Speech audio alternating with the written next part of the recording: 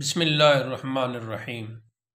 معزز سامعین و ناظرین، محمد بن عبد الوہاب نجدی کے مظالم، اس کی عجیب و غریب دعوت، اس کا قتل عام اور تکفیر مسلمین اور اس سے متعلقہ حقائق، چشم کشا اور بصیرت افروز حقائق ہم آپ کی خدمت میں پیش کر رہے ہیں۔ امید ہے کہ آپ پچھلی ویڈیوز ملاحظہ کر چکے ہوں گے۔ پچھلی نشست میں ہم نے یہ بات کی تھی کہ محمد بن عبد الوہاب نجدی نے اپنی نام نہاد دعوت کے لیے تکفیر مسلمین کی اور پھر ان کا قتل عام کیا، ان کے مال و دولت کو لوٹا اور پھر صحابہ کرام، اولیاء اعظام، مشائخ کرام کے مزارات کو مسمار کیا، کتنی ہستیوں کی قبریں مسمار کر ڈالیں، مٹا ڈالیں۔ اس عجیب و غریب دعوت میں جو اس نے تلوار کے زور پر پھیلائی، مزید آج معلومات آپ کی خدمت میں پیش کرتے ہیں۔ کتاب تاریخ نجد و حجاز کے اقتباسات اور کچھ دیگر کتابوں کی مدد سے ہم آپ کی خدمت میں معلومات پیش کر رہے ہیں۔ آپ خود بھی یہ کتابیں ملاحظہ کر کے اپنی معلومات میں خاطر خواہ اضافہ فرما سکتے ہیں۔ شیخ نجدی ابن تیمیہ کے پیروکار اور غیر مقلدین علماء سے جو صحابہ کرام اور اولیاء امت کے خلاف دل میں بدعقیدگی کا آتش فشاں لے کر آئے تھے، وہ نجد میں پہنچتے ہی پھٹ پڑا اور انہوں نے اپنی تحریک کی ابتدا مزارات صحابہ کو مسمار کرنے سے کی، جیسا کہ ہم پہلے بتا چکے ہیں۔ چنانچہ سردار حسنی لکھتے ہیں، اور یہ کتاب ہے جی سوانح حیات، سلطان عبدالعزیز آل سعود کی جو سوانح حیات ہے، اس میں سردار محمد حسنی لکھتے ہیں کہ شیخ محمد بن عبد الوہاب کا پہلا قابل ذکر ہم خیال عثمان بن معمر والی عیینہ تھا۔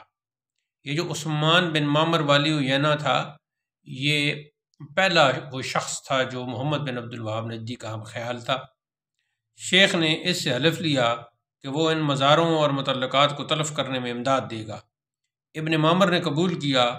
دونوں ہم مشورہ ہو کر جبیلہ گئے۔ یہ جبلیہ میں پہلے پڑھتا رہا ہوں، یہ جبیلہ غالباً لفظ ہے، جبیلہ گئے۔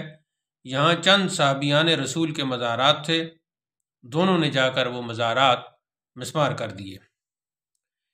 اسی موضوع پر اظہار خیال کرتے ہوئے شیخ عطار نے، اور اس کی کتاب ہے جی شیخ الاسلام محمد بن عبد الوہاب، شیخ احمد عبد الغفور عطار، اس نے شیخ الاسلام دعوت اللہ کے ساتھ عملاً قبروں پر تعمیر شدہ عمارتوں اور قبوں کو گرا دیتے تھے۔ حالانکہ گنبد اور قبے بنانا یہ جائز ہے، اس میں کوئی ایسی شرعی طور پر ناجائز ہونے والی بات نہیں تھی، بلکہ جو اللہ کا ولی ہوتا ہے، جو صحابی ہوتا ہے، جو تابعی ہوتا ہے، جو محدث ہوتا ہے، جو مفسر ہوتا ہے، جو عالم دین ہوتا ہے، علامہ ہوتا ہے، شیخ ہوتا ہے، پیر ہوتا ہے، اس کی قبر کو نمایاں کرنے کے لیے اور اس کے اعزاز کو ظاہر کرنے کے لیے قبہ بنایا جاتا ہے، اور یہ شرعی طور پر قرآن و سنت کی روشنی میں بالکل جائز ہے۔ جو ہمارے اصول ہیں، اصول دین ہیں، ان میں کسی اصول کے خلاف یہ نہیں ہے۔ لیکن جیسا کہ ہم نے کہا کہ وہ نام نہاد تبلیغ اور نام نہاد دعوت تھی اس کی، اور وہ دشمنان اسلام کو گماشتا تھا، وہ تمام آثار کو مٹانا چاہتا تھا کہ جن آثار سے لوگ برکت حاصل کریں، جن آثار کی وجہ سے لوگوں کے اندر دین کی طرف میلان پیدا ہو، دین کی محبت پیدا ہو۔ تو اس لیے کہ یہی دراصل شرک اور بدعت کی آبیاری کے مرکز ہیں، اور تمام عالم اسلام میں قبروں پر عمارتیں اور قبے بننا شروع ہو گئے تھے۔ یہ تو ہر طرف ہو گیا تھا، لیکن یہ شیخ عطار لکھتا ہے کہ محمد بن عبد الوہاب نجدی اس کو مسمار کرتا گیا۔ شیخ نجدی نے جو سب سے پہلے قبہ گرایا تھا، وہ حضرت عمر بن خطاب رضی اللہ تعالیٰ عنہ کے بھائی زید بن خطاب کا قبہ تھا۔ عثمان بن بشر نجدی متوفہ 1288 ہجری اس قبہ کو گرانے کا ذکر کرتے ہوئے یوں لکھتے ہیں، آگے ان کی عربی عبارت ہے، یعنی ثم ان شیخ اراد، یہاں سے جو عربی عبارت شروع ہوتی ہے حتی صاواہا تک اقتباس لیا، جس کا ترجمہ ہے اردو۔ پھر شیخ نے جبیلہ میں حضرت زید بن خطاب رضی اللہ تعالیٰ عنہ کا گنبد ڈھانے کا ارادہ کیا، اور اپنے معاون عثمان سے کہا آؤ ہم دونوں مل کر اس قبہ کو گرا دیں جس نے لوگوں کو گمراہ کر دیا ہے۔ عثمان نے کہا یہ کام تو تم خود ہی کرو۔ شیخ نجدی نے کہا کہ میں اہل جبیلہ سے ڈرتا ہوں۔ اب یہاں دیکھیں، یہاں سے یہ بھی دیکھو کہ ایک طرف اگر تم اچھا کام کر رہے ہو اور تم سمجھتے ہو کہ میں اکبر ہوں تو پھر ڈرتے کیوں ہو؟ یہی تو بات تھی کہ جب انسان کوئی الٹا کام کرتا ہے، غلط کام کرتا ہے، تو پھر اسے ڈر تو ہوتا ہے۔ تو میں شیخ نجدی نے کہا، یعنی محمد بن عبد الوہاب نجدی نے، کہ میں اہل جبیلہ سے ڈرتا ہوں۔ خود یہ الفاظ جو عربی عبارت میں اوپر آئے ہیں،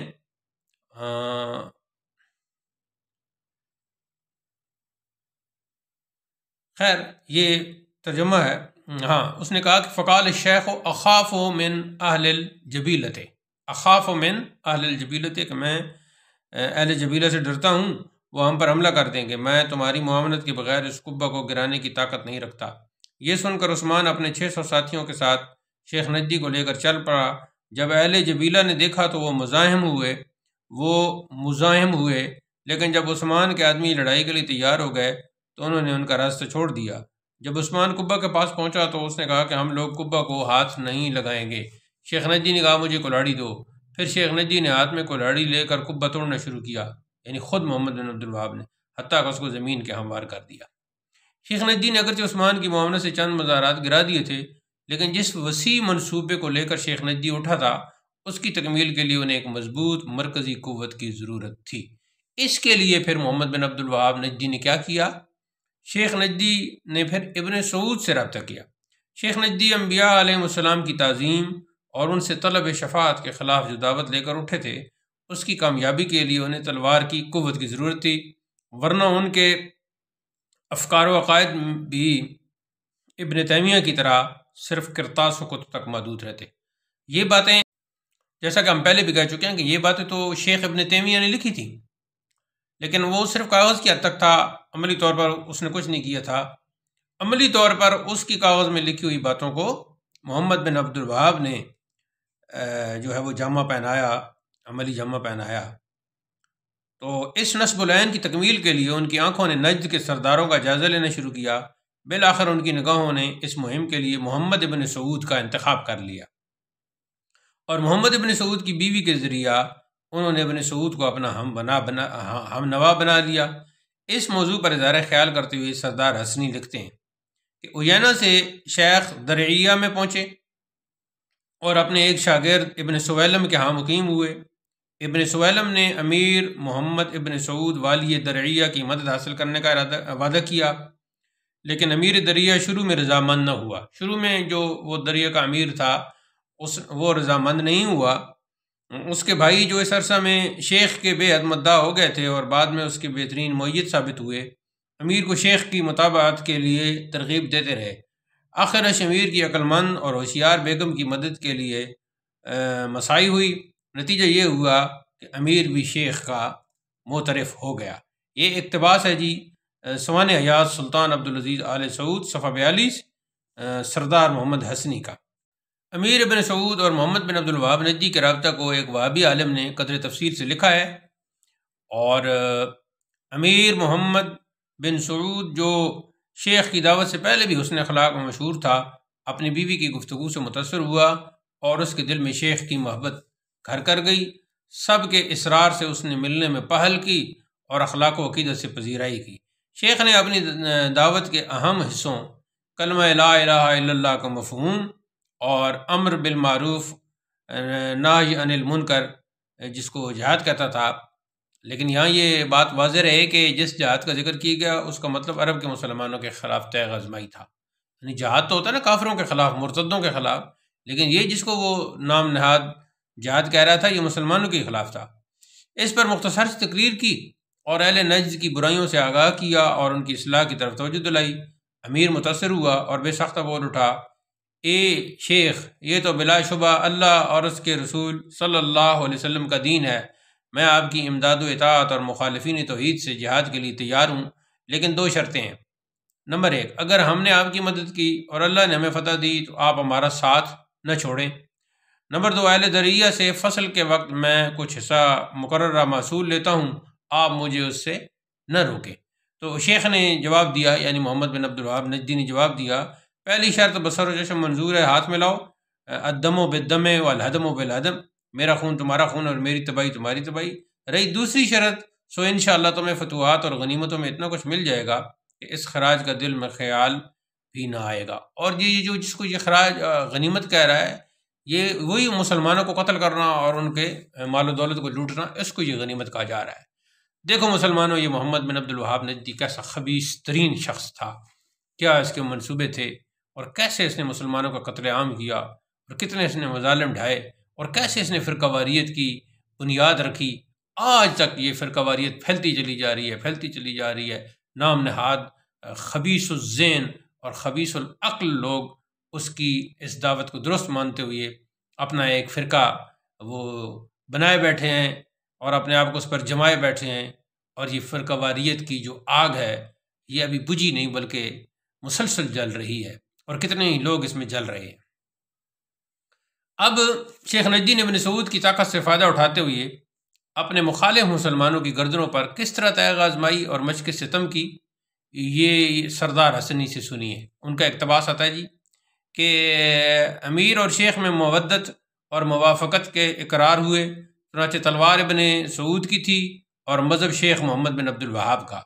آج اس واقعہ کو 200 برس گزر چکے ہیں، یعنی کچھ زیادہ عرصہ ہو گیا، لیکن یہ تعلق اور اشتراک قائم ہے۔ تو جتنے بھی یہ محمد بن عبد الوہاب نجدی کے طریقے پہ چلنے والے ہیں، یہی مکۃ المکرمہ اور مدینہ المنورہ اور حجاز میں انہی کا، سعودی عرب میں انہی کا قبضہ ہے، تو اپنے آپ کو آل شیخ کہلواتے ہیں۔ تو معاہدہ کے وقت شیخ محمد بن عبد الوہاب کی عمر 42 سال تھی، 42 ایئر۔ اسی سال شیخ نے توحید کے اجراء و نفاذ کے لیے مشرکین کے خلاف جنگ کر دی۔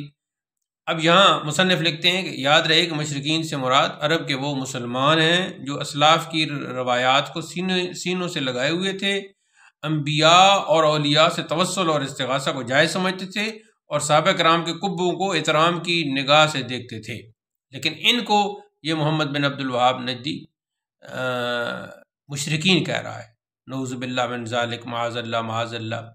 آپ نے ان پچھلے اقتباسات سے اندازہ لگایا ہوگا کہ محمد بن عبد الوہاب نجدی نے اپنی نام نہاد دعوت کے لیے، فرقہ واریت پھیلانے کے لیے، مسلمانوں کو گروہ در گروہ تقسیم کرنے کے لیے، اور لا الہ الا اللہ کی، نعوذ باللہ من ذالک، اپنی خاص تشریح کرنے کے لیے کیا کیا پاپڑ بیلے، کیسے بادشاہوں سے رابطے قائم کیے، کیسے ان سے تلوار اور شمشیر کا زور مانگا، طاقت مانگی، کیسے ان سے پیسے مانگ کر اور پھر مسلمانوں کو مشرک بنا کر انہیں قتل کیا اور ان کی مال و دولت کو لوٹا۔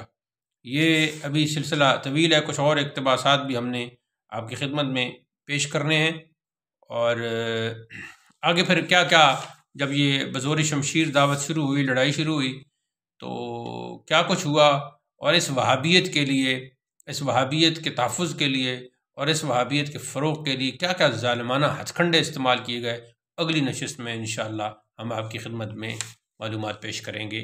اللہ تعالی ہمارا حامی ناصر ہو۔ السلام علیکم ورحمۃ اللہ۔